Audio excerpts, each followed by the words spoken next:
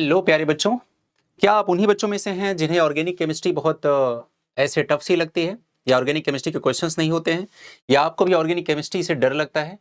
ऐसे तमाम सारे बच्चे हैं जो कि नीट जेईई या बोर्ड की प्रिपरेशन में लगे हुए हैं और ऑर्गेनिक केमिस्ट्री अभी भी उनके लिए एक ऐसी मिस्ट्री की तरह है जिसे वो सॉल्व नहीं कर पा रहे हैं। वो बच्चे परेशान हैं। आज आज के दिन जो ये 7 मिनट्स केमिस्ट्री के थ्रू हम लोग ऑर्गेनिक केमिस्ट्री का ये कंप्लीट पैकेज आप तक प्रोवाइड कर रहे हैं, जिसमें हर एक चीज जो जरूरी होगी ऑर्गेनिक केमिस्ट्री की वो हम आपको देंगे। अगर आप ये पूरा पैकेज कंप्लीट करते हैं तो कहीं से भी एक सेकंड को भी आपको ऐसा नहीं लगेगा कि ऑर्गेनिक केमिस्ट्री थोड़ी सी भी टफ हो सकती है। मैं आपके लिए बनाने वाला हूं इस पूरी ऑर्गेनिक केमिस्ट्री को सबसे इजी, सबसे आसान, और हर एक क्वेश्चन, चाहे वो बोर्ड का होगा, चाहे वो नीट का होगा, चाहे वो जेईई मेंस या फिर जेईई एडवांस का होगा, हर एक क्वेश्चन का आपको सही आंसर आता होगा अगर आपने इस पूरे पैकेज को, इस पूरे सिलेबस को कंप्लीट कर लिया हमारे साथ। तो अगर आपको ये कॉन्फिडेंस चाहिए, अगर आपको ये चाहिए कि हाँ मुझे भी ऑर्गेनिक केमिस्ट्री अपनी आसान बनानी है, तो आपको ये पूरा का पूरा जो भी सीरीज है अपनी ऑर्गेनिक केमिस्ट्री की आपको कंप्लीट करनी पड़ेगी। तो बच्चों, ये है 7 मिनट्स केमिस्ट्री का यूट्यूब चैनल। आपका बहुत बहुत स्वागत है। मैं डॉक्टर आदित्य पांडे, आपका केमिस्ट्री मेंटोर। आज हम स्टार्ट कर रहे हैं ऑर्गेनिक केमिस्ट्री। पिछले लेक्चर में आप लोगों ने देख लिया होगा कि आखिर ऑर्गेनिक केमिस्ट्री का इंट्रोडक्शन वाला पार्ट आपने देखा होगा, जिसमें हम लोगों ने डिस्कस किया है कि अगर हमें ऑर्गेनिक केमिस्ट्री पे कमांड करना हो तो हम किन किन छोटे छोटे बेसिक पॉइंट्स पे अपना ध्यान रखें कि हमें ऑर्गेनिक केमिस्ट्री आसान लगने लगे। ओके, आइए फिर हम लोग स्टार्ट करते हैं बिना समय गंवाए आज का पहला लेक्चर अपना, और हमारा टॉपिक होगा बेटा फंडामेंटल ऑफ ऑर्गेनिक केमिस्ट्री। मैं आपको ये बता दूं कि हमें ऑर्गेनिक केमिस्ट्री पढ़नी कैसे है। देखो बेटा, प्रॉब्लम क्यों होती है, कहीं पर भी ऑर्गेनिक केमिस्ट्री स्टार्ट होती है तो टीचर स्टार्ट करते हैं कहां से? वो नॉमेनक्लेचर ऑफ ऑर्गेनिक केमिस्ट्री से स्टार्ट करते हैं। नॉमेनक्लेचर पे जब हम आते हैं तो ऑलरेडी ऐसे बहुत सारे फंडामेंटल या बेसिक पॉइंट्स होते हैं जो हमें पता नहीं होते हैं, और हम डायरेक्टली इन्वॉल्व हो जाते हैं किसमें? और नॉमेनक्लेचर में। अब हमें सीधा यूपीएससी के बारे में बताया जा रहा है, सीधा फंक्शनल ग्रुप अचानक से आ गया। मैं आपके लिए ऑर्गेनिक केमिस्ट्री बनाने वाला हूं बेहद इजी, बहुत ही सिंपल तरीके से, और बिल्कुल वैसे जैसे एक स्टूडेंट को समझ में आनी चाहिए। मैं उन सारे स्टेप से गुजर करके ही आपको सिखाऊंगा ताकि आप जीरो से हीरो तक का सफर जो है आसानी से तय कर लें। तो ऑर्गेनिक केमिस्ट्री कैसे पढ़ना है, किस स्टेप्स में पढ़ना है, एक एक चीज को बहुत बारीकी से समझना है। लेकिन सारी ऑर्गेनिक केमिस्ट्री एक तरफ, और हम सबसे पहले ऐसा काम करने जा रहे हैं जो यूट्यूब चैनल पे कहीं भी नहीं मिलेगा, किसी क्लास नोट्स में नहीं मिलेगा, किसी टीचर के पढ़ाने के तरीके में नहीं मिलेगा, और वो होगा फंडामेंटल ऑफ ऑर्गेनिक केमिस्ट्री पर बात करना। फंडामेंटल ऑफ ऑर्गेनिक केमिस्ट्री में हम कवर करेंगे उन तमाम छोटे छोटे लेकिन बहुत ही इंपॉर्टेंट और अपने लिए काम वाले टॉपिक्स को, जो हमारे ऑर्गेनिक केमिस्ट्री के इस जर्नी को बनाने वाले हैं बहुत ही आसान। आइए स्टार्ट करते हैं। बहुत कुछ बेसिक बातें हैं व्हाट इज ऑर्गेनिक केमिस्ट्री, तो मैं आपको और भी आसान तरीके से बताता हूं। आप मुझे बताइए व्हाट इज इनऑर्गेनिक केमिस्ट्री। अगर आप इस बात को सुन रहे हैं, अपने मन से जवाब देने की कोशिश करिए। बिल्कुल ट्राई मत करिए कि मैंने कहीं पर नोट्स में देखा हो, कहीं बुक में पढ़ा हो, किसी ने मुझे कुछ बताया हो। नहीं, बिल्कुल नहीं। अपना दिमाग लगाइए और बताइए व्हाट इज इनऑर्गेनिक केमिस्ट्री। तो इनऑर्गेनिक केमिस्ट्री क्या होती है बेटा? अगर आपसे कोई डेफिनेशन पूछे तो आप डायरेक्टली बोल सकते हैं कि inorganic chemistry is what which is not organic. ऐसी केमिस्ट्री जो ऑर्गेनिक नहीं है वो इनऑर्गेनिक है। अब सवाल आता है कि व्हाट इज ऑर्गेनिक, क्वेश्चन यहां से आएगा, व्हाट इज ऑर्गेनिक। बेटा मैं आपको एक बात बताऊं, हमारा जो कॉन्स्टिट्यूशन ऑफ इंडिया है वहां पर भी लिखा है कि this is organic in nature. अगर हमारा कॉन्स्टिट्यूशन ऑर्गेनिक इन नेचर है, देखो अगर मैं बच्चों से पूछूं कि व्हाट इज ऑर्गेनिक केमिस्ट्री, तो हमारे दिमाग में पहला ये जो पॉइंट आएगा, पहला स्टेटमेंट आएगा, वो ये आएगा कि कार्बन कंटेनिंग कंपाउंड की स्टडी को हम लोग ऑर्गेनिक कंपाउंड बोलते हैं या ऑर्गेनिक केमिस्ट्री बोलते हैं। ठीक है, यही तो आएगा मन में। ठीक है, अब मैं आपसे पूछूं कि अगर कॉन्स्टिट्यूशन में ये बात लिखी गई है कि this is organic in nature, तो मुझे ये बात बताइए, क्या हमारा जो कॉन्स्टिट्यूशन है वो कार्बन का बना हुआ है? नहीं ना। तो इसका मतलब ऑर्गेनिक कोई एक जनरल टर्म है जो किसी और चीज के लिए इस्तेमाल किया जाता होगा। अब बच्चों आप तो ये बात तो आप भी जानते होंगे कि हमारे कॉन्स्टिट्यूशन में इस तरह के मतलब चेंजेस करने के प्राविधान हैं। कहने का मतलब बहुत सारे अमेंडमेंट अभी तक संविधान में, हमारे कॉन्स्टिट्यूशन में लाए गए हैं। इसका मतलब हमारा जो कॉन्स्टिट्यूशन है वो क्या है? वो डायनेमिक है, और डायनेमिक यानी कि उसमें चेंज पॉसिबल है। तो ऐसी कोई भी चीज जिसमें चेंज पॉसिबल हो, जो डायनेमिक हो, वो ऑर्गेनिक है। और अगर मैं आपको ये बताऊं कि हम जिन चीजों से सराउंडेड हैं वो दो ही चीजें, या तो लिविंग या तो नॉन लिविंग थिंग्स हैं। नॉन लिविंग थिंग्स में तो कभी भी कोई चेंज हो नहीं सकता है, केवल लिविंग ऐसी ही थिंग्स हैं जिसमें चेंजेस देखने को मिले हैं। इसका मतलब कॉन्स्टिट्यूशन हमारा क्या है? उसमें चेंज पॉसिबल है। तो चेंज से हम क्या लेके आते हैं? चेंज किस में हो सकता है? जो लिविंग हो, जो डायनेमिक हो, और ऐसा पाया गया है कि जितने भी लिविंग ऑर्गेनिजम्स होते हैं सब में विदाउट एनी एक्सेप्शन कार्बन पाया जाता है। अब इसका मतलब ये हुआ कि जितने भी लिविंग्स हैं सब में कार्बन है और उन्हीं की स्टडी को बना दिया गया ऑर्गेनिक केमिस्ट्री। तो यहां से ऑर्गेनिक केमिस्ट्री का टर्म हमारा इवॉल्व होता है, जहां हमें ध्यान रखना है। आइए बच्चों, फिर अब सवाल आता है कि चूंकि आपने ये बोला कि जितने भी लिविंग थिंग्स हैं सब में carbon as a main element सब में पाया जाता है, तो हमने बोला कि जितने भी ऑर्गेनिक कंपाउंड्स होंगे उसमें कार्बन एज एन एलिमेंट जरूर आएगा, उन्हीं की स्टडी को हम लोग ऑर्गेनिक केमिस्ट्री के नाम से जानेंगे। यही तो बात होगी ना, इसमें कोई तो प्रॉब्लम है नहीं। ठीक है, अब सवाल ये आता है कि छोटी छोटी बातें कर लेते हैं। देखो बेटा, ऑर्गेनिक केमिस्ट्री एक ऐसी केमिस्ट्री है कि अपने आसपास हम इतने ऑर्गेनिक कंपाउंड से सराउंडेड हैं कि हमारी लाइफ ऐसे 5 मिनट भी नहीं बिता सकती है जब हम एक किसी ऑर्गेनिक कंपाउंड के कांटेक्ट में नहीं आते हों। वो पेन मैं जिससे लिखूंगा, वो मार्कर जो मैं इस्तेमाल करूंगा, वो कपड़े में जो पहनूंगा, वो डीओ में जो सुबह लगा करके जाऊंगा, वो कोई भी क्रीम या फिर कोई भी पाउडर या भी कोई भी ऐसी केमिकल, या फिर घरों में आप यूज करते हैं जितने भी चाहे फ्लोर क्लीनर ले लें या कुछ भी, ये सब ऑर्गेनिक कंपाउंड्स हैं। ठीक है, जो भी मेडिसिन हम खा रहे हैं वो ऑर्गेनिक कंपाउंड्स हैं। हम बॉडी की बात कर लें, हमारी सेल में जाएं, हमारे वहां पर बायोमोलिक्यूल मिलेंगे, वो ऑर्गेनिक कंपाउंड्स हैं। अमाइनो एसिड हो गया, कार्बोहाइड्रेट हो गया, फैट हो गया, प्रोटीन हो गया, सब के सब ऑर्गेनिक कंपाउंड्स हैं। तो अगर हमारी लाइफ इतना ज्यादा ऑर्गेनिक कंपाउंड से अफेक्टेड है या फिर सराउंडेड है या फिर घिरी हुई है, तो इसका मतलब इनकी स्टडी, इनकी इंफॉर्मेशन, इनके बारे में पढ़ना लिखना बहुत ही इंपॉर्टेंट और अहम हो जाता है। ठीक है, तो अगर इस बात को आप समझ चुके हैं तो छोटी छोटी बातें करूंगा, ये बहुत इंपॉर्टेंट बातें तो नहीं है, बस ऐसे एक स्टडी कर लिया हम लोगों ने, एक रीडिंग लगा ली, बस इसके लिए इंपॉर्टेंट है। क्या लिखा है? The term organic literally means derived from living organisms. यही मैंने आपको अभी बताया। Originally the science of organic chemistry was the study of compounds extracted from the living organism and their natural product। ऐसा बहुत दिनों तक माना जाता रहा बेटा कि अगर लिविंग थिंग्स या लिविंग ऑर्गेनिज्म जितने भी पाए जाते हैं उसमें carbon as a main component पाया जाता है। इसका मतलब कि ऑर्गेनिक कंपाउंड्स को बनाने के लिए जो नेचुरल फोर्सेस हैं वो रिस्पॉन्सिबल हैं, जिन्हें हम वाइटल फोर्स के नाम से जानते हैं। तो बर्जीलियस सर ने एक थियरी दी जिसका नाम पड़ गया वाइटल थियरी। इन्होंने कहा कि ऑर्गेनिक कंपाउंड के बनने के पीछे की जो इंपॉर्टेंट रीजंस हैं उसमें एक ही चीज है, वो है वाइटल थियरी, यानी कि natural forces are responsible for the formation of organic compounds. ऐसा बर्जीलियस सर का मानना था। लेकिन बात वही है बच्चों कि एक टीचर हमेशा अपने स्टूडेंट से हारता है और एक स्टूडेंट से हार कर ही टीचर अपने वो जो टीचर होता है उसकी सबसे बड़ी जीत होती है। वही चीज यहां पर आती है बेटा कि बर्जीलियस के ही एक स्टूडेंट थे, उनका नाम था ओलर। उन्होंने सबसे पहले यूरिया नाम के एक ऑर्गेनिक कंपाउंड को लैब में सिंथेसाइज किया, यानी कि केमिकली सिंथेटिकली उसको बनाने की कोशिश की बिना किसी नेचुरल सोर्स के लेकर के। तो पहली बार ये डिस्प्रूव हुआ कि वाइटल थियरी हमेशा के लिए सही नहीं है। तो बर्जीलियस ने बताया वाइटल थ्योरी, उन्होंने बताया कि vitalism is the believe that natural products needed a vital force to create them. लेकिन उसके बाद फिर vital force theory was eventually discarded by Wohler, क्योंकि उन्होंने क्या लिया, अमोनियम साइनेट लिया, NH4OCN अमोनियम साइनेट लिया जो कि एक इनऑर्गेनिक कंपाउंड था। उन्होंने इसको हीट करके यूरिया का फॉर्मेशन किया, यूरिया एक ऑर्गेनिक कंपाउंड बना और इस तरह से उन्होंने लैब में फर्स्ट ऑर्गेनिक कंपाउंड का फॉर्मेशन किया। आगे बात समझ में बेटा यहां तक? ठीक है, नेक्स्ट देखते हैं synthesis of first organic compound in lab. Lab में पहला ऑर्गेनिक कंपाउंड जो बनाया गया वो एसिटिक एसिड था जिसे कोल्बे ने बनाया था।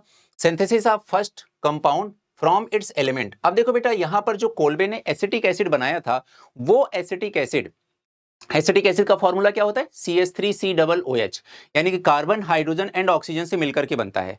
लेकिन वो acetic acid carbon hydrogen oxygen से बनाया नहीं गया था, किसी केमिकल से बनाया गया। जबकि दूसरे वाले में क्या लिखा गया है कि CH4 एक ऐसा पहला कंपाउंड है जिसे अपने ही एलिमेंट से बनाया गया है, यानी कि कार्बन एंड हाइड्रोजन की मदद से बनाया जाने वाला, अपने ही एलिमेंट से बनाया जाने वाला, अपने ही कॉन्स्टिट्यूएंट एलिमेंट से बनाया जाने वाला पहला ऑर्गेनिक कंपाउंड क्या बना? मीथेन या फिर CH4। यहां पर नीचे लिखा हुआ है। और फिर इसको किया किसने? बर्थेलोट ने किया। इस मेथड को भी हम लोग बर्थेलोट मेथड बोलते हैं। जब आगे चल करके हम लोग हाइड्रोकार्बन नाम के चैप्टर को कंप्लीट कर रहे होंगे वहां पर ये रिएक्शन हमें दोबारा से पढ़ने और देखने को मिलने वाली है। टार्टरिक एसिड, इसको हम ग्रेप से निकालते हैं, अंगूर से निकालते हैं। ठीक है, और ये सीले नाम के साइंटिस्ट ने पहले ही काम किया था, आपको साइंटिस्ट का नाम याद रखने की कोई जरूरत नहीं है। सिट्रिक एसिड को सबसे पहले लेमन से निकाला गया और मैलिक एसिड को निकाला गया कहां से? एप्पल से एक्सट्रैक्ट किया गया। लैक्टिक एसिड को एक्सट्रैक्ट किया गया मिल्क से और यूरिक एसिड को किया गया यूरिन से। Urea from human milk human urine निकालने के लिए कौन रिस्पॉन्सिबल थे? राउले नाम के साइंटिस्ट।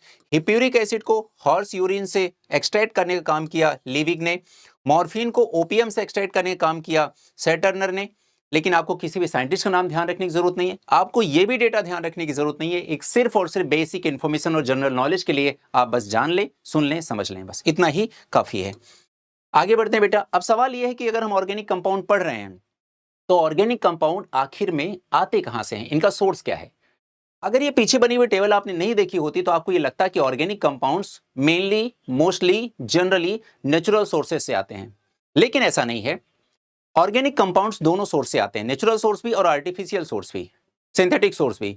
लेकिन केवल 10% ही ऑर्गेनिक कंपाउंड ऐसे हैं जो नेचुरल सोर्सेस से एक्सट्रैक्ट किए जाते हैं। जैसे कि कहां कहां से? प्लांट से हो सकते हैं, एनिमल से हो सकते हैं, फंजाई एंड माइक्रो ऑर्गेनिज्म से हो सकते हैं, कोल से हो सकते हैं, या फिर नेचुरल गैस या फिर पेट्रोलियम से हो सकते हैं। ये सारे के सारे नेचुरल सोर्स हैं, जिसमें बच्चों आपको नेचुरल गैस एंड पेट्रोलियम आपको ध्यान रखना है। ठीक है, ये जरूर ध्यान रखना है। बात कहने का मतलब ये हुआ। अब प्लांट और एनिमल में आपने कुछ कुछ चीजें सुनी होगी। आपने सुना होगा प्लांट की सेल वॉल होती है, सेलुलोज की बनी होती है, ऑर्गेनिक कंपाउंड है, सुना है ना आप लोगों ने। फिर आपने ये भी सुना होगा, स्टार्च के बारे में सुना होगा। प्लांट अपना जो एक्स्ट्रा फूड होता है उसको स्टार्च के फॉर्म में स्टोर कर लेता है। ठीक है, तो स्टार्च क्या है? ऑर्गेनिक कंपाउंड है। एनिमल अपना जो एक्स्ट्रा फूड होता है वो ग्लाइकोजन के फॉर्म में स्टोर कर लेता है, वो क्या है? ऑर्गेनिक कंपाउंड है। ठीक है, तो यहां सबसे ऑर्गेनिक कंपाउंड। फंजाई की सेल वॉल बनी होती है, काइटिन की बनी होती है, वो क्या है? एक ऑर्गेनिक कंपाउंड है।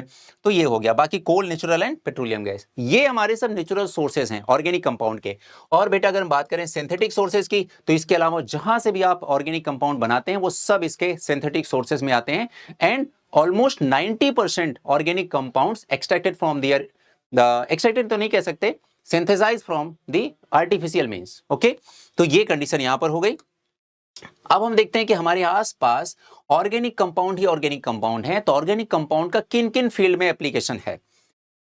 एज अ मेडिसिन अगर बात करें तो एंटीबायोटिक के फॉर्म में, एंटीपायरेटिक एनाल्जेसिक के फॉर्म में, एंटी कैंसर या फिर एंटीवायरल। एंटीबायोटिक क्या होता है बेटा? एंटी मतलब अगेंस्ट होता है, बायोटिक मतलब होता है लाइफ, है ना। लाइफ के अगेंस्ट का मतलब क्या हुआ बेटा? अपनी लाइफ के अगेंस्ट नहीं, ठीक है, किसके लाइफ के अगेंस्ट हो गया? ये बैक्टीरिया के लाइफ के अगेंस्ट। तो जो माइक्रो ऑर्गेनिज्म होते हैं उनकी लाइफ को डिस्ट्रॉय करने के काम आता है कौन सा? एंटीबायोटिक। ठीक है, जैसे आपने एक दो नाम भी सुने होंगे, है ना। पेनिसिलिन का नाम तो सुना ही होगा सब लोगों ने, बहुत बेसिक बात बता रहा हूं। तो वो पेनिसिलिन क्या है? एक एंटीबायोटिक एग्जांपल हो गया। एंटीपायरेटिक क्या होता है? देखो बेटा, पायरो एक जनरल टर्म है। पायरो मतलब होता है हाई टेम्परेचर, क्रायो मतलब होता है लो टेम्परेचर। इसका फिजिक्स, केमिस्ट्री, बायोलॉजी और मैथ से कोई वास्ता नहीं है।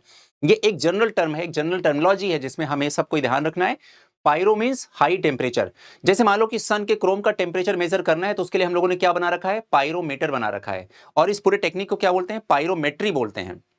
ठीक है, इसी तरह से क्रायो प्रिजर्वेशन आपने सुना होगा, यानी कि किसी चीज को कोल्ड टेम्परेचर पे, कोल्ड एनवायरनमेंट में या फिर वेरी लो टेम्परेचर पे, एक्सट्रीमली लो टेम्परेचर पर किसी चीज को स्टोर करके रखना, this is known as the cryo preservation, है ना। सीड्स वगैरह हम लोग नाइट्रोजन के एटमॉस्फेयर में -196 डिग्री सेल्सियस टेम्परेचर के एनवायरनमेंट में हम लोग इसको स्टोर करके रखते हैं, तो वो पूरा का पूरा क्रायो प्रिजर्वेशन के नाम से जाना जाएगा। क्रायोथेरेपी भी होती है, जैसे मान लीजिए कि कहीं किसी को ऐसे कुछ चोट वगैरह लग गई, है ना, तो क्या करते हैं हम लोग? आइस क्यूब ले लेते हैं, आइस क्यूब से उसकी सिकाई करते हैं। एक तरह से क्या कहलाएगा? क्रायोथेरेपी। थेरेपी मतलब क्या होता है? टू हील, किसी चीज को मतलब सही कर देना, और क्रायो मतलब लो टेम्परेचर से किसी चीज को हील करना। आगे बात समझ में? तो यहां पर एंटीपायरेटिक मतलब हाई टेम्परेचर को रिड्यूस करना, यानी कि बुखार उतारना, है ना, डाउन करना, लोअर डाउन करना बॉडी टेम्परेचर को, एंटीपायरेटिक हो गया। जैसे आप पीसीएम खाते हैं, ठीक है, आइबुप्रोफेन खाते हैं, ये सारी मेडिसिन क्या करती हैं? पेन भी कम करती हैं और टेम्परेचर भी कम करती हैं। तो पेन कम करने वाली दवा का नाम क्या है? एनाल्जेसिक, है ना, जो दर्द कम करे। उसके बाद एंटी कैंसर मेडिसिन हो गई, एंटी कैंसर बहुत सारी मेडिसिन होती हैं। ठीक है, आगे एक दो नाम मैं आपको बताऊंगा, जैसे सिस्प्लेटिन हो गया, ठीक है, ब्रेस्ट कैंसर में उसका यूज करते हैं हम लोग। ठीक है, आगे है अपने पास एंटीवायरल। एंटीवायरल भी बहुत सारी मेडिसिन होती हैं। ठीक है, वायरल अब अगर बॉडी पे कहीं पर अटैक कर दे तो फिर हम ऐसी मेडिसिन यूज करते हैं जो फिर उस वायरस को डिस्ट्रॉय करने में काम आए। ठीक है, एज अ फ्यूल भी ऑर्गेनिक केमिस्ट्री का, ऑर्गेनिक कंपाउंड्स हम यूज करते हैं। जैसे वाटर गैस हो गया, वाटर गैस का कॉम्पोजिशन होता है बेटा CO+H2, CNG यानी कि CH4 गैस, है ना, और कोल गैस और पेट्रोलियम आगे आ जाएगा। ये सब के सब बेटा एज अ फ्यूल यूज होते हैं। अब आपको भी पता सीएनजी का फुल फॉर्म क्या होता है, compressed natural gas. Natural gas क्या होती है, CH4। तो CH4 तो गैस है, जब इसको हम कंप्रेस करेंगे तो ये लिक्विफाई हो जाएगी, तो ये लिक्विड के फॉर्म में फिर इसके बाद इसका ट्रांसपोर्टेशन किया जाता है और फिर या फिर एज अ फ्यूल इस्तेमाल किया जाता है। ठीक है, एक्सप्लोसिव की तरह भी हम लोग ऑर्गेनिक कंपाउंड्स का यूज करते हैं, हालांकि भगवान करे आपको इसकी जरूरत ना पड़े, है ना। जैसे नाइट्रोग्लिसरीन हो गया, नाइट्रोसेल्यूलोज हो गया, TNT और RDX। ठीक है, रिसर्च एंड डेवलपमेंट एक्सप्लोसिव इसका नाम है, RDX का फुल फॉर्म है। ठीक है, बहुत ही हाई पावर का ये खतरनाक एक्सप्लोसिव होता है, मतलब इसके बहुत छोटे से अमाउंट में पूरा का पूरा एक इलाका, पूरा का पूरा एक शहर तबाह किया जा सकता है। ठीक है, तो बड़ा खतरनाक है, बस इसके टच में नहीं आना है आपको। डाइस पे आ जाते हैं हम लोग। डाइस पे बेटा दो डाई हैं, इंडिगो एंड एलिजरीन, दो तरह की डाइस हैं। डाइस का काम क्या होता है, कलरिंग पिगमेंट्स होते हैं बेटा ये, है ना। अगर आपने कभी स्लाइड्स वगैरह बनाई होंगी, ठीक है, अगर आपको कभी बोला गया होगा लैब वगैरह में, बायो लैब में स्लाइड्स वगैरह बनाने के लिए, वहां पर आपने जो कट सेक्शन लिया होगा, TS काटा होगा, उसको आपने कलर करने के लिए यूज किया होगा, तो वो सब डाइस होती हैं। उसके बाद इंसेक्टिसाइड्स जो इंसेक्ट को मारने के लिए यूज होते हैं, वो DDT और BSC। ठीक है, DDT और BSC, ये बेंजीन हेक्साक्लोराइड है, BSC जिसे हम गैमेक्सिन के नाम से भी जानते हैं। हालांकि अभी तो ये बैन हो गया बेटा, पहले तो यूज होता था। और DDT के बारे में आप जाने कि DDT से बर्ड की पॉपुलेशन कम होने लगी थी, है ना, उन पे अफेक्ट होने लगी थी, इस वजह से इसको बैन किया गया। फैब्रिक्स में आ जाएं तो पॉलिस्टर और पॉलीअमाइड्स, ये सब फैब्रिक्स हैं जिनको, जो ऑर्गेनिक कंपाउंड्स होते हैं जिनका हम यूज करते हैं। फार्मास्यूटिकल हिस्ट्री की बात कर लें बेटा, तो एक दवा है AZT के नाम से हम लोग जानते हैं, फुल फॉर्म है एजाइडोथाइमिडीन। और एजाइडोथाइमिडीन यानी कि AZT का यूज हम लोग किस में करते हैं, ये स्टार्टिंग में फर्स्ट एंटी रेट्रोवायरल मेडिकेशन में यूज किया गया। एंटी मतलब अगेंस्ट, रेट्रोवायरल मतलब रेट्रोवायरस के अगेंस्ट, और रेट्रोवायरस का एक एग्जांपल है HIV वायरस, है ना। तो HIV वायरस क्या करता है, एड्स नाम के डिजीज को वहां से प्रोड्यूस करता है, तो वो उसके अगेंस्ट काम करने वाली पहली मेडिसिन थी AZT। ठीक है, वो भी एक ऑर्गेनिक कंपाउंड ही है। सिस्प्लेटिन मैंने कहा कि ब्रेस्ट कैंसर में इसका यूज करते हैं, कीमोथेरेपी में इसका यूज करते हैं। ये देखो सिस्प्लेटिन, यहाँ पर एक स्ट्रक्चर बना हुआ है। ठीक है, तो एक कंपाउंड ये हो गया, हालांकि ये कोई ऑर्गेनिक कंपाउंड नहीं है। ठीक है, इसमें कहीं आपको कार्बन दिख ही नहीं रहा है, तो बस ये जानते रहना कि सिस्प्लेटिन का यूज किस में करते हैं, कीमोथेरेपी में, ड्रग्स में। और is the best known for the curing testicular cancer, anti cancer drug है ये। तो एंटी कैंसर एक ड्रग का नाम तो एटलीस्ट आपको याद ही रखना है, क्योंकि ये class 12 organic chemistry, sorry class 12 inorganic chemistry और कोऑर्डिनेशन कंपाउंड्स में आपको सिस्प्लेटिन का स्ट्रक्चर ऑलरेडी आपके PYQ का पार्ट है, तो ये आपको जानते रहना है। ठीक है, यहां तक सबका कंप्लीट बेटा, समझ में आ रहा है। ठीक है, कुछ खास परेशान होने की जरूरत नहीं है, क्योंकि ये जो पॉइंट्स हम पढ़ रहे हैं ये एक जनरल बेसिक इंफॉर्मेशन हैं, है ना, about the organic chemistry and there uses. Okay, चलिए नेक्स्ट देखिए, कुछ यहाँ पर फ्यूल गैसेस लिखी हैं बेटा। जैसे पहला है वाटर गैस या सिन गैस या सिंथेसिस गैस, सब एक ही नाम है, और इसका कॉम्पोजिशन होता है CO+H2। प्रोड्यूसर गैस में हम कार्बन मोनोऑक्साइड के साथ नाइट्रोजन ले लेते हैं। सेमी वाटर गैस में हम क्या करते हैं, इन्हीं दोनों का कॉम्पोजिशन ले लेते हैं, वो सेमी वाटर गैस कहलाती है। ये टेबल आपके लिए यूजफुल हो सकती है, ये ओवरऑल केमिस्ट्री में यूजफुल हो सकती है। मैं पर्टिकुलर कोई ऑर्गेनिक इनऑर्गेनिक की बात नहीं कर रहा हूँ, या फिर फिजिकल की बात नहीं कर रहा हूँ। नेचुरल गैसेस को हम जानते हैं, CH4 को ही कंप्रेस्ड नेचुरल गैस CNG के फॉर्म में यूज करते हैं। ऑयल गैस में हम मिक्सचर ऑफ हाइड्रोकार्बन ले लेते हैं, जिसमें CH4, C2H4 एंड C2H2 सब इस्तेमाल होगा। ये हो गया मीथेन आपका, ये इथाइलिन हो गया, ये एसिटिलीन हो गया। कार्बोरेटर गैस में CO+H2 आता है, देन हाइड्रोकार्बन, वो सैचुरेटेड या अनसैचुरेटेड कुछ भी हो सकते हैं। कोल गैस में हमारे पास मेन जो कोल गैस दो कॉम्पोजिशन वो ध्यान रखना है, वो है hydrogen and methane. Hydrogen will be 60% and 25% CH4 के कॉम्पोजिशन को हम लोग कोल गैस के नाम से जानते हैं। साथ में हम थोड़ा सा 10% कार्बन मोनोऑक्साइड, 5% कुछ अदर गैसेस भी इसमें हम मिक्स कर लेते हैं। LPG का फुल फॉर्म होता है लिक्विफाइड पेट्रोलियम गैस। ये वही गैस सिलेंडर है बेटा जो हमारे घरों में यूज होता है एज अ फ्यूल गैस का इस्तेमाल करने के लिए, खाना पकाने के लिए। ठीक है, और यहाँ पर LPG सिलेंडर आपने देखा होगा, कभी कभी घर वाले बोलते हैं कि यार लीक हो रहा है ना, सिलेंडर लीक हो रहा है कहीं से। बेटा पहले बात तो ये समझें कि LPG का फुल फॉर्म क्या है, लिक्विफाइड पेट्रोलियम गैसेस, यानी कि पेट्रोलियम गैसेस को लिक्विफाई करके उसको यूज किया जा रहा है। वो फिर क्या है, एक्चुअल में गैसेस हैं क्या, प्रोपेन, ब्यूटेन एंड आइसोब्यूटेन। नाम याद रखना बेटा, प्रोपेन, ब्यूटेन एंड आइसोब्यूटेन। ठीक है, इन तीनों की कोई स्मेल नहीं होती है, लेकिन अगर अगर कहीं गैस लीक हो रही तो हमें पता कैसे चलता है, क्योंकि उसी गैस सिलेंडर में एक और केमिकल मिलाया गया जिसका नाम है इथाइल मरकैप्टन। ठीक है, इथाइल मरकैप्टन का फॉर्मूला क्या हो गया, C2H5SH हो गया। ये जो इथाइल मरकैप्टन है ये इथाइल मरकैप्टन ही रिस्पॉन्सिबल है उस पर्टिकुलर पिक्यूलियर स्मेल के लिए। जब कभी भी कोई नोब ओपन रह जाता है, गैस लीक हो रही होती, तो हमें पता चल जाता है वो सिर्फ और सिर्फ इथाइल मरकैप्टन की वजह से है। इसका कोई फ्यूल के साथ लेना देना नहीं है, इसका बस इस चीज के लिए लेना देना ताकि हमें पता चल सके कहीं पर लीकेज की प्रॉब्लम है, वो फिर आइडेंटिफाई करने के लिए। ठीक है, ये बात ध्यान रखनी है, टू चेक दी लीकेज, बस यही इसका काम है। आगे बात बेटा समझ में। CH4 यानी कि मीथेन के कुछ और भी नाम है, जैसे biogas, fuel gas, methane, fire gas, damp gas, marsh gas. Marsh gas इसे हम इसलिए बोलते हैं क्योंकि ये ऐसे सड़े गले दलदली जगह जो होती है ना, वहां से ये मीथेन गैस रिसाव होता है, इसका धीरे धीरे निकलती है, इसलिए इसका नाम क्या रख दिया गया, मार्स गैस। ठीक है, और फायर कैच कर लेती है। मीथेन आपको पता ही है, मिथ फर्स्ट कार्बन 1 कार्बन के लिए लिया गया है। ठीक है, एज अ फ्यूल इस्तेमाल करते हैं। बायोगैस है, नेचुरल गैस है, इतने सारे नाम है मीथेन गैस के, जानते रहेंगे तो बेहतर होगा। ठीक है, और यहाँ पर दो एग्जांपल और मैंने बना रखे हैं, एक तो डीडीटी का है, एक बीएससी का है। डीडीटी का फुल फॉर्म क्या होता है बेटा, dichlorodiphenyltrichloroethane. देखो क्या लिखा है यहाँ पर, डाई क्लोरो डाई फिनाइल, तो देखो ये है फिनाइल, ये क्लोरीन, ये है फिनाइल, ये क्लोरीन, तो डाई क्लोरो डाई फिनाइल हो गया। फिर देखो 3 क्लोरीन लगे हैं तो हो गया ट्राई क्लोरो, और देखो 1 कार्बन ये 1 कार्बन ये, तो ये हो गया इथेन। तो ये हो गया die chloro die phenyl try chloro ethane.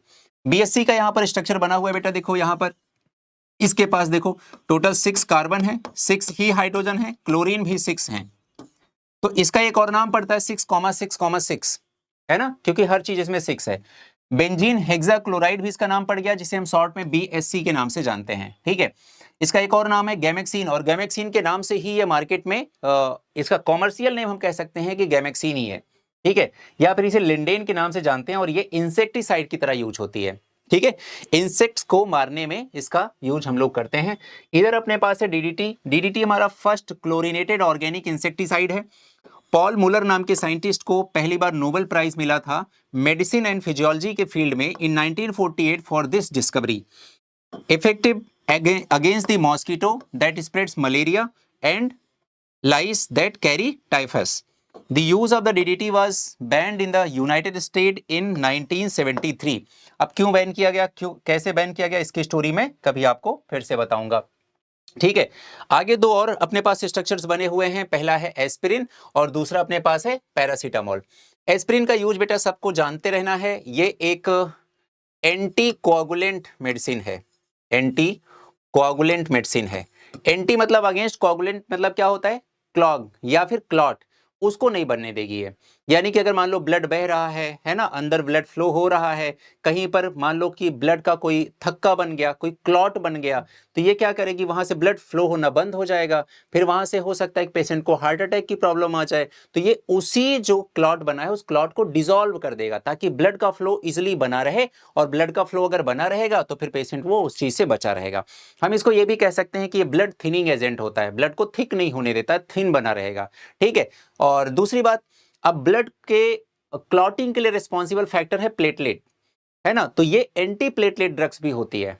आगे बात समझ में, साथ में ये एंटीपायरेटिक होती है, एनाल्जेसिक भी होती है। ठीक है, तो दर्द भी कम करेगी, ये सब भी इसका यूज होता है। इधर जाते हैं पैरासीटामोल, पीसीएम के नाम से आप इसको शॉर्ट में लिखते हो, और हर बच्चा लगभग इस नाम को तो सुना ही सुना होगा। पेनिसिलिन एक एंटीबायोटिक है, स्ट्रक्चर आप एक बार ध्यान से देख लें। ठीक है, आगे बढ़ते हैं। क्लोरेम्फेनिकोल एक हमारा एंटीबायोटिक, ये भी है, इसका भी स्ट्रक्चर देख लीजिए, दोनों एनसीईआरटी के ही स्ट्रक्चर हैं सारे के सारे। ठीक है, अब आ जाते हैं, देखो बेटा ऑर्गेनिक केमिस्ट्री पढ़ रहे हो तो जाहिर सी बात है ऑर्गेनिक केमिस्ट्री में क्या मिलेगा, ऑर्गेनिक कंपाउंड्स मिलेंगे, और ऑर्गेनिक कंपाउंड्स को रिप्रेजेंट करने का तरीका अगर नहीं आया तो फिर ऑर्गेनिक केमिस्ट्री नहीं आई। अभी तक जो हमने पढ़ा वो तो कुछ भी नहीं था। ठीक है, अब हम ये देख रहे हैं, क्योंकि अभी तो ऑर्गेनिक केमिस्ट्री हमने स्टार्ट ही नहीं किया है, अभी ऑर्गेनिक केमिस्ट्री स्टार्ट करना है, अभी तो बस हम क्या करें, बेस बना रहे हैं ताकि हम उस पर चल सकें, है ना। ठीक है, तो वहां पर हमें समर सॉल्टिंग ना करनी पड़े, हमें इजिली चीजें समझ में आ जाएं, इसलिए हम अपना फंडामेंटल स्ट्रॉन्ग कर रहे हैं। तो सबसे पहले ये पॉइंट हमें देखना है कि आखिर अगर कोई ऑर्गेनिक कंपाउंड है उसको कितने डिफरेंट तरीके से रिप्रेजेंट किया जा सकता है, पेपर पे ड्रॉ किया जा सकता है, बनाया बताया सिखाया जा सकता है। ठीक है, पहला अपने पास है bond line presentation. Bond line presentation का मतलब ये हुआ बेटा, जैसे मान लेते हैं, देखो पहला पॉइंट क्या है, कब यूज करते हैं, अगर आपके पास कंपाउंड में मिनिमम टू मिनिमम 3 कार्बन होने चाहिए, या फिर हम यूं कह सकते हैं कि या तो 3 कार्बन हो या तो मोर देन 3 कार्बन हो, तभी हम बॉन्ड लाइन प्रेजेंटेशन यूज कर सकते हैं। अगर किसी ऑर्गेनिक कंपाउंड में केवल 2 कार्बन है तो उसको बॉन्ड लाइन प्रेजेंटेशन से रिप्रेजेंट नहीं किया जा सकता है। आइए मैं आपको बताता हूं कि इसको कैसे यूज करते हैं, फिर उधर चलेंगे। देखिए मान लीजिए हमारे पास एक कंपाउंड बना है CH3, CH2, CH2 and CH3, ठीक है। अब मुझे इसे बॉन्ड लाइन प्रेजेंटेशन में कन्वर्ट करना है। तो कंडीशंस क्या हैं? कंडीशन नंबर 1, सब लोग ध्यान रहे, है ना, नोट कर लेना अगर नहीं समझ में आएगा तो। क्या करना है? कंडीशन नंबर 1, किसी भी बॉन्ड लाइन प्रेजेंटेशन में कार्बन एंड हाइड्रोजन को रिप्रेजेंट नहीं किया जाएगा। कंडीशन नंबर 1 क्या बोला मैंने? कार्बन एंड हाइड्रोजन को रिप्रेजेंट नहीं किया जाएगा कहीं पर भी बॉन्ड लाइन प्रेजेंटेशन में, ना तो C दिखाना ना तो H दिखाना। इसके अलावा कोई भी डिफरेंट आइटम आएगा, फॉर एग्जांपल नाइट्रोजन आ गया, सल्फर आ गया, हेलोजन आ गया, इन सब, या फिर कोई और कंपाउंड आ गया, ऑक्सीजन आ गया, इन सब को हम सारे एलिमेंट को रिप्रेजेंट करेंगे बट कार्बन हाइड्रोजन को रिप्रेजेंट नहीं करेंगे। कंडीशन नंबर 2, मिनिमम 3 कार्बन या मोर देन 3 कार्बन होंगे तभी बॉन्ड लाइन प्रेजेंटेशन यूज किया जाएगा। कंडीशन नंबर 3, हमेशा हम जिगजैग फॉर्म में इसको यूज करेंगे।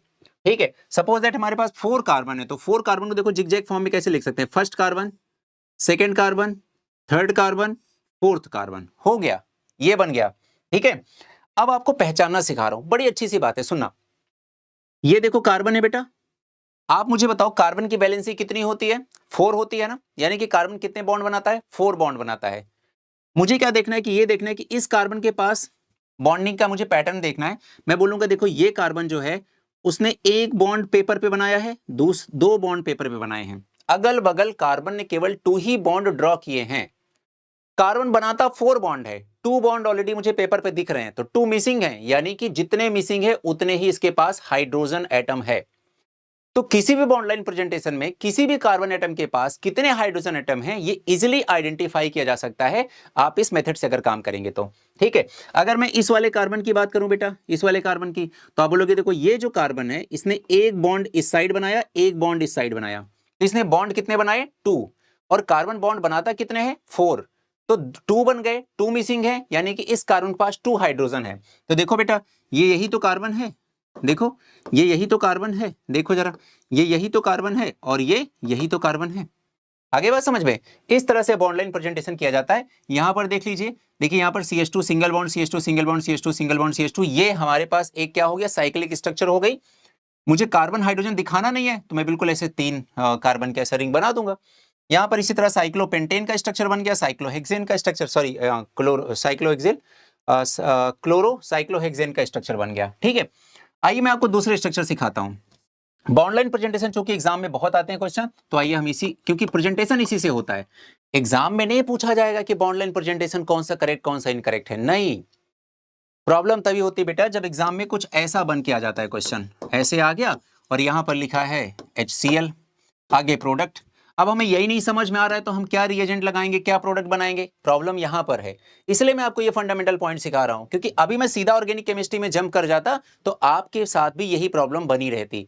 मैं आपके सारा डर ऑर्गेनिक केमिस्ट्री का खत्म कर देना चाह रहा हूं, सारा बेस स्ट्रॉन्ग कर देना चाह रहा हूं, ताकि जब हम ऑर्गेनिक केमिस्ट्री स्टार्ट करें आपको लगे अरे ये तो बहुत ही आसान है, बहुत ईजी है। ठीक है ना, इस वजह से। आइए बच्चों देखते हैं। तो मैंने कहा एक मेरे पास कंपाउंड है और वो कंपाउंड कुछ ऐसा है, CH3 CH CH3 CHOH CHO CHO। अब मुझे इसका ना बॉन्ड लाइन प्रेजेंटेशन बनाना है। आपको क्या करना है, पहले चेन देख लो, ये पूरी की पूरी चेन दिख रही है आपको, और ये क्या है? ब्रांचिंग है। ठीक है, ये भी पहचानना सीखो बेटा। ठीक है, ये और ये क्या है? ये दोनों ब्रांच हैं। ठीक है, ये दोनों ब्रांच हैं और ये पूरी की पूरी क्या है? चेन है। पहले ऐसे इसको 2 पार्ट में डिवाइड करके समझ लो। तो अगर मैं कभी पूछूं कि किसमें ब्रांचिंग ज्यादा है किसमें नहीं, तो आपको इस तरह से आइडेंटिफाई करना पड़ेगा। ठीक है, अब आपको देखना है चेन में टोटल कितने कार्बन है। आप बोलोगे 1 2 3 4 कार्बन है। अब 4 कार्बन को आपको बॉन्ड लाइन प्रेजेंटेशन में दिखाना है तो आपको क्या करना पड़ेगा? जिग जैग स्ट्रक्चर बनाने की 4 कार्बन की। ये first carbon, second carbon, third carbon, fourth carbon, हर एक टर्न पे एक कार्बन है। ठीक है, अब मुझे पहला कार्बन देखना है। पहले कार्बन के पास 3 हाइड्रोजन है। कार्बन हाइड्रोजन हम कभी रिप्रेजेंट करते नहीं बॉन्ड लाइन प्रेजेंटेशन में, तो कोई टेंशन नहीं, आगे बढ़ जाते हैं। सेकंड कार्बन के पास आते हैं, ये सेकंड कार्बन है, देखो सेकंड कार्बन से क्या लगा है, एक CH3 लगा है, तो इसको ऐसे लिख दो, ये देखो CH3 बन गया इसका। अब यहाँ पर थर्ड कार्बन है बेटा, तो थर्ड कार्बन पे OH लगा है, तो देखो ये थर्ड कार्बन है, यहाँ पर एक OH लगा दीजिए। बेटा एक बात बताओ, हम लोगों ने OH क्यों दिखाया? क्योंकि हम सिर्फ और सिर्फ मेन चेन के कार्बन हाइड्रोजन गायब करते हैं, ठीक है। अगर कहीं पर कोई और फंक्शनल ग्रुप लगा हुआ है तो उसको हमें रिप्रेजेंट करना बनता है, इसलिए मैंने OH लगाया। फिर मैं इधर आ जा रहा हूं, यहाँ पर CHO लिखा हुआ है। पहले CHO को स्ट्रक्चर देखो बेटा, CHO को हम कैसे रिप्रेजेंट करते हैं, ऐसे करते हैं, ठीक है। तो यहां पर देखो ये कार्बन अपने आप में खुद ही ये क्या है, कार्बन ही तो है, तो इस कार्बन को तो हमने बनाना नहीं है। यहां से डबल बॉन्ड O है, तो आप भी यहां से क्या बनाएंगे, डबल बॉन्ड O और एक सिंगल बॉन्ड हाइड्रोजन। आगे बात समझ में? इस तरह से हमारा ये स्ट्रक्चर बन गया, ऊपर बने हुए स्ट्रक्चर का बॉन्ड लाइन प्रेजेंटेशन, ठीक है। आइए और बॉन्ड लाइन प्रेजेंटेशन करते हैं बेटा जी। इधर देखिए CH3 CH double bond CH single bond C double OH, इसका बॉन्ड लाइन प्रेजेंटेशन करना है।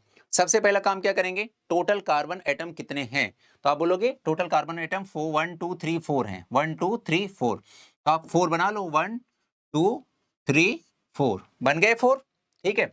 अब मुझे देखना है कि ये फर्स्ट कार्बन पे देखो क्या है, C double OH। C double OH कैसे बनाते हैं बेटा, C डबल OH ऐसे बनाते हैं, ठीक है। ये कार्बन है, ये वाला फर्स्ट कार्बन, इससे एक डबल बॉन्ड O लगा दिया हमने, क्योंकि ऑक्सीजन दिखाना पड़ेगा, और इधर भी एक ऑक्सीजन एक हाइड्रोजन लगा दिया। आगे बात समझ में?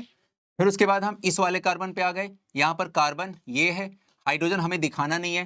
फिर हम आ गए इस वाले कार्बन पे, ये वाला कार्बन है, इसके पास एक हाइड्रोजन है, वो हमें दिखाना नहीं है, लेकिन इन दोनों बीच में एक डबल बॉन्ड भी है, तो डबल बॉन्ड हम ऐसे बना देंगे। आगे बात समझ में? फिर देखो हम इस वाले कार्बन पे आ गए, कितना प्यारा सा स्वीट सा अच्छा सा स्ट्रक्चर बन गया, ठीक है। ऐसे करते हैं हम लोग बॉन्ड लाइन प्रेजेंटेशन को रिप्रेजेंट। अब मान लो हमारे पास एक कंपाउंड है जहां पर लिखा हुआ है CH और ट्रिपल बॉन्ड, यहाँ पर C लिख दिया, और यहाँ पर लिखा है CHOH, और यहाँ पर लिखा है C डबल OH।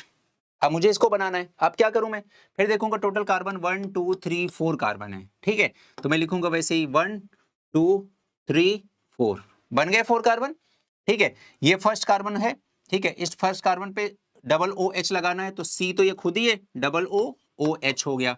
इस वाले कार्बन पे आ गए, यहाँ पर एक OH हमने यहाँ पर ऐड कर दिया। फिर इस वाले कार्बन पे आ गए, ये वाला है, फिर यहाँ से ट्रिपल बॉन्ड लगा दिया, देखो बन गया स्ट्रक्चर। तो अब ऐसा अगर कोई क्वेश्चन आता है, ऐसा कोई स्ट्रक्चर ड्रॉ होके आता है, तो आप इजीली पता लगा पाएंगे कार्बन कहां पर है, हाइड्रोजन। हर एक टर्न अपने आप में एक कार्बन को रिप्रेजेंट करेगा। हाइड्रोजन के नंबर पता करने के लिए आपको यह देखना पड़ेगा कि कार्बन ने ऑलरेडी कितने बॉन्ड बना लिए हैं।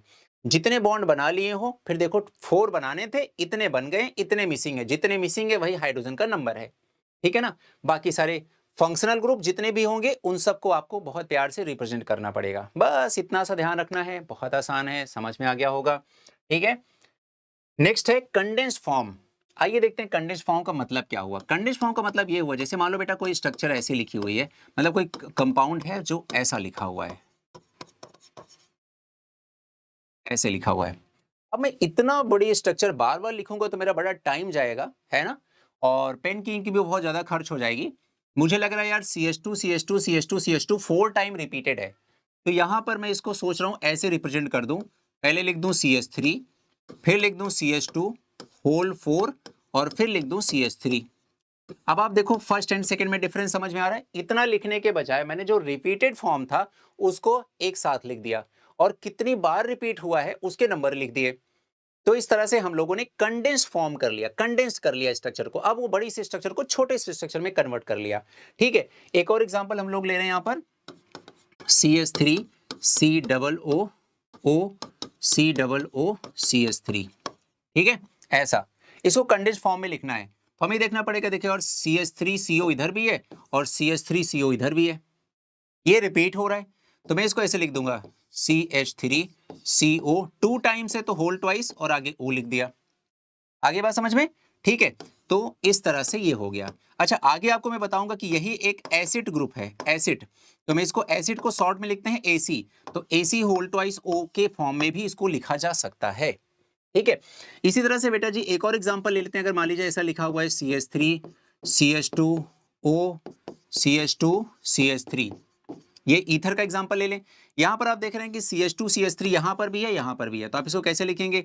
CH3 CH2 whole twice O, या फिर आप इसको ऐसे भी लिख सकते हैं कि C2H5 होल ट्वाइस O, ऐसे भी लिख सकते हैं इसको।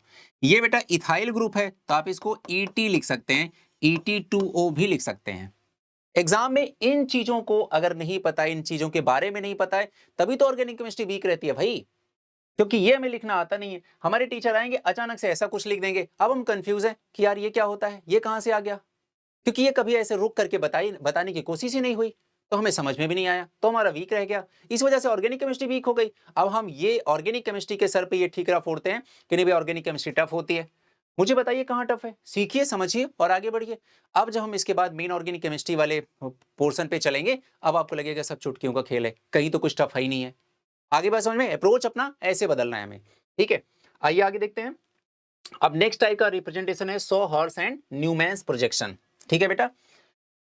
Saw horse and Newman projection को मैं थोड़ा सा अलग तरीके से बताता हूं। सपोज दैट हमारे पास एक कंपाउंड है CH3 एंड CH3। वैसे तो इस कंपाउंड को हम लोग इथेन के नाम से जानते हैं, ठीक है। इसको रिप्रेजेंट करने का तरीका यह है, मान लेते हैं मैं इस कार्बन को, आप फ्री हैं, किसी भी कार्बन को फ्रंट कार्बन मानिए, किसी भी कार्बन को रेयर कार्बन मानिए। मैं इधर से देख रहा हूं, मेरी आंखें यहां पर हैं, ठीक है, मेरी आंखें यहां पर हैं, ठीक है, तो मैं यहां से देख रहा हूं, तो मुझे ये फ्रंट कार्बन लग रहा है। अब फ्रंट कार्बन को कैसे दिखाते हैं बेटा, हमेशा ध्यान रखना, फ्रंट कार्बन को हम लोग कैसे दिखाते हैं? डॉट से। आप मुझे बताओ, फ्रंट कार्बन को मैंने डॉट से दिखाया, फ्रंट कार्बन से क्या जुड़ा हुआ है? फ्रंट कार्बन ये है हमारा, इससे लगे हुए 3 हाइड्रोजन, तो 3 हाइड्रोजन को ऐसे आप बनाओ, एकदम जैसे बता रहा हूं वैसे सीखना। ये 3 हाइड्रोजन बन गए, ठीक है। अब आता है रेयर कार्बन, रेयर कार्बन मतलब ये वाला, इसको हमेशा दिखाओ सर्कल से, ठीक है। अब इसके पास क्या है? 3 हाइड्रोजन, तो यहां पर भी इसके 3 हाइड्रोजन ऐसे ड्रॉ कर दो, ये एक 1 hydrogen, 2 hydrogen and 3rd hydrogen, यानी कि 3 हाइड्रोजन। आगे बात समझ में, ये एक प्रोजेक्शन हो गया मेरा। इसको मैं और कैसे लिख सकता हूं? देखो फ्रंट कार्बन को मैंने डॉट से दिखाया, ये देखो ऐसे, ठीक है, ऐसे फ्रंट कार्बन से 3 हाइड्रोजन अटैच्ड हैं, वो मैंने लिख दिया।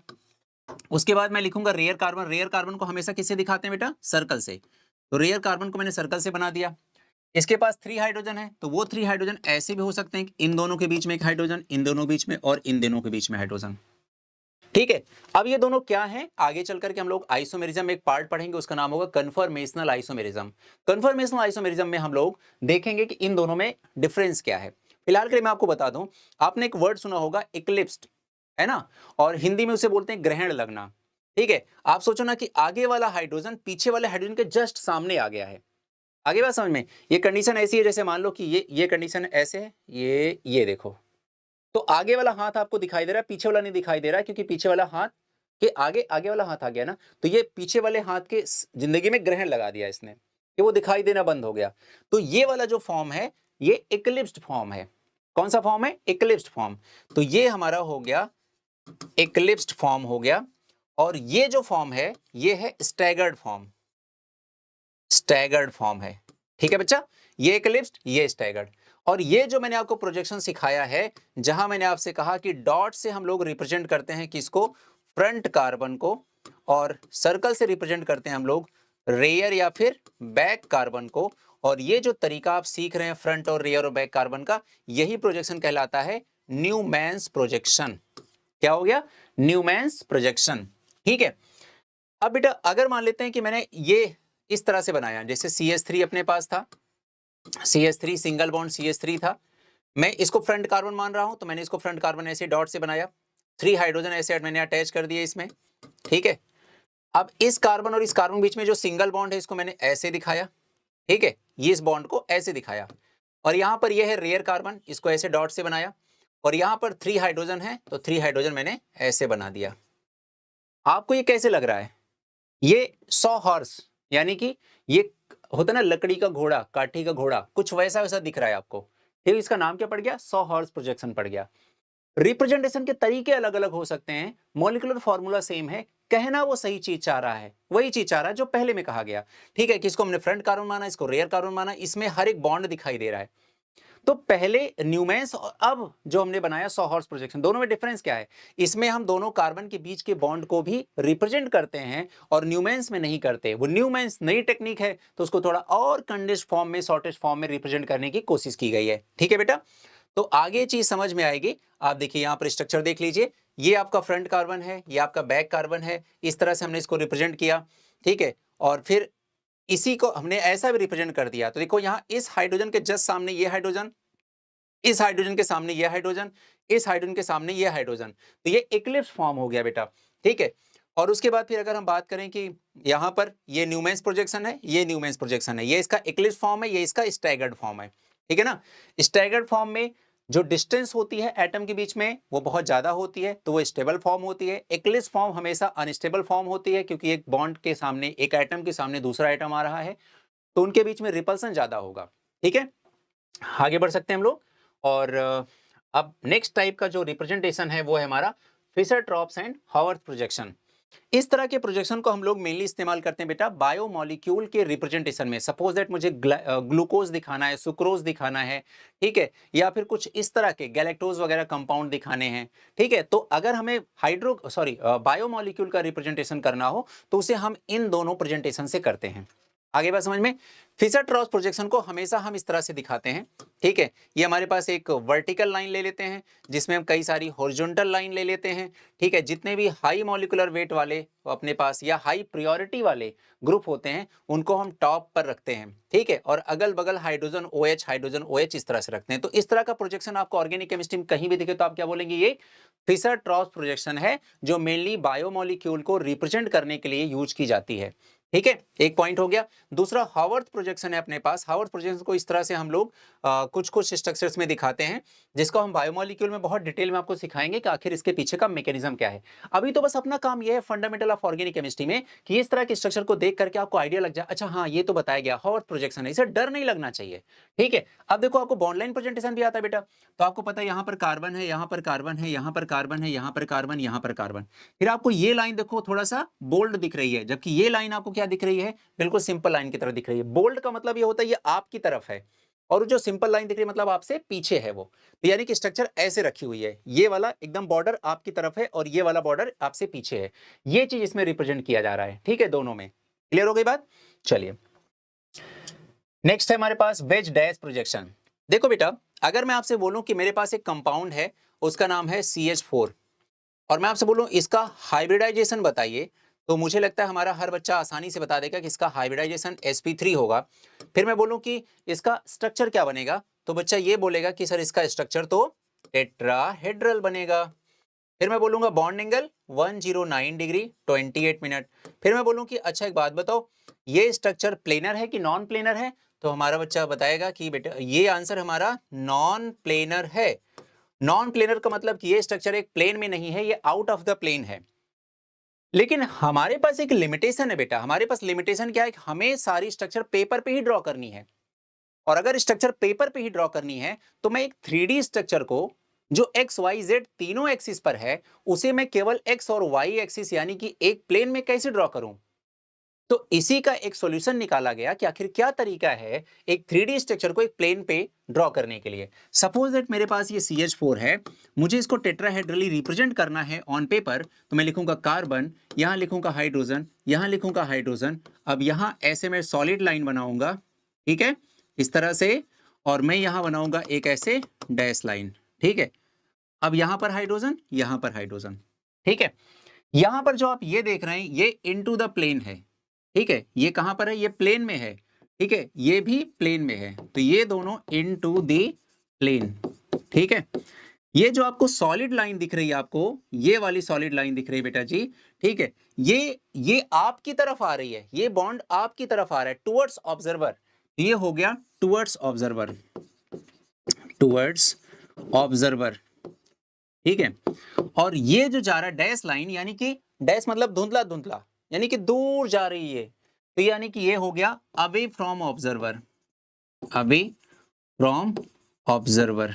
ठीक है, तो ये जो कार्बन के 4 बॉन्ड्स हैं, इससे हमने पता लगा लिया कि जो टोटल 4 बॉन्ड्स बने थे ये सेम प्लेन में नहीं थे, कोई अबव द प्लेन, कोई बिलो द प्लेन।